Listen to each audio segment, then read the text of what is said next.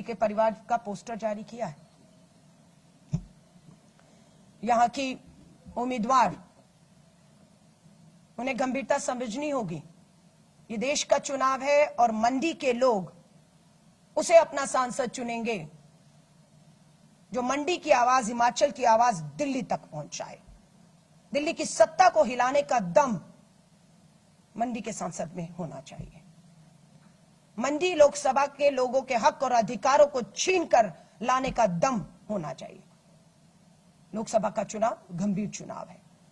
ये कोई 3 घंटे की फिल्म नहीं है जिसकी शूटिंग की 10 कट अनकट कट करके 3 घंटे की मूवी रिलीज कर दी और फ्लॉप होगी तो कोई बात नहीं। यहां अगर ये 3 घंटे की मूवी नहीं, ये चुनाव है, ये भविष्य है। पूरे मंडी के भविष्य 5 साल का तय करेगा। यहां पर कट अनकट नहीं होगा। यहां पर मूवी फ्लॉप हो सकती है लेकिन मंडी फ्लॉप नहीं हो सकता है।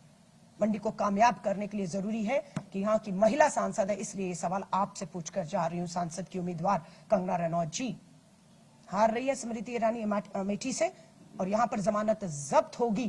कंगना रनौत अगर इस पे चुप रहोगी तो, जमानत हार रही हो पर जमानत जब्त होगी कि एक बेटी होकर, ये भी किसी की बेटियां थी जो न्याय मांग रही हैं और भाजपा ने बेटी बचाओ के नारे के तहत आज ये किया है। मैं फिर कह रही हूं, मंडी के विकास की बात है, भविष्य की बात है। ऐसे किसी भी शख्स को वोट मत दीजिएगा जो सिर्फ एक कठपुतली पपेट बनाकर यहां पर बैठा दी गई हैं, क्योंकि 2 चीजें बताई जा रही थी कि किसी भी उम्मीदवार के लिए एक होता है कि वो चर्चा में बना रहे, चुनाव जीतने के लिए चर्चा में रहना जरूरी है। दूसरा, भीड़ को खींचने वाला हो। तो सिर्फ ये 2 कारण देखेंगे कि हाँ ये चर्चा में भी बनी रहेंगे अपने बयानों की वजह से और भीड़ भी खींच लेंगी। सिर्फ 2 कारणों की वजह से उनको टिकट मिला है, लेकिन सिर्फ ये 2 कारण नहीं होते कि आप चर्चा में बने रहे और भीड़ को इकट्ठा कर पाए। आपके पास रोड मैप भी होना चाहिए। इन 150 दिनों में 25 से 27 राज्यों के दौरे से मैं विश्वास से कह सकती हूं कि पूरे देश में कहीं पर भी भाजपा और मोदी की लहर नहीं है। 400 पार का दावा जुमला साबित होने जा रहा है, जिसकी बात अब भाजपा खुद भी नहीं करती है।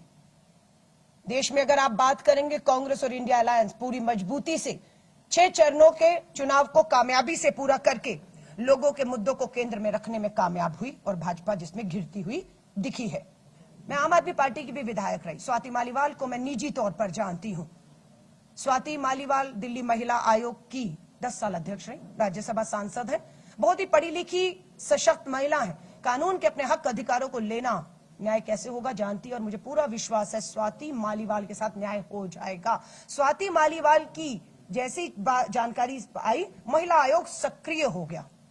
जो महिला आयोग ब्रजभूषण शरण के खिलाफ, कुलदीप सिंह सेंगर के खिलाफ, संदीप सिंह हासन तक नहीं गया, वो महिला आयोग सक्रिय हो गया। दिल्ली पुलिस ने साक्षी मलिक की एफआईआर नहीं ली, लेकिन इसी दिल्ली पुलिस ने 2 मिनट में एफआईआर भी कर ली साक्षी मलिक की।